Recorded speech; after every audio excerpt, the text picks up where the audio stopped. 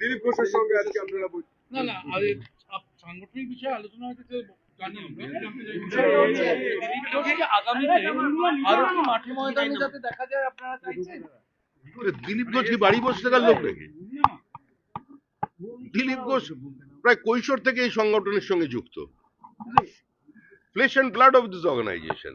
তো দিলীপ ঘোষ বাড়িতে বসে থাকবেন কেন? এই নির্বাচনে সংঘবদ্ধ বিজেপিকেই দেখতে পাবে। রূপরেখা তৈরি করছিলেন, কখন কে কিভাবে ময়দানে নামবে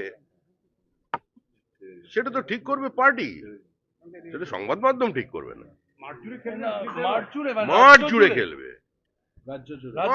মাঠ জুড়ে খেলবে। আমরা রাজনীতিকে তো খেলা মনে করি না, কিন্তু এই দিলীপ ঘোষই যখন দীঘার কালচারাল সেন্টারে গিয়েছিলেন, আমি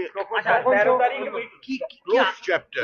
13ই জানুয়ারি দুর্গাপুরে কোনো সভা রয়েছে আপনার? 13ই জানুয়ারি আপনার দুর্গাপুরে কোনো সভা রয়েছে? অনেক কটা সভা আছে, ঠিক এখন আমি মনে করে বলতে পারছি না। সেখানে কি দিলীপ ঘোষ আসছেন?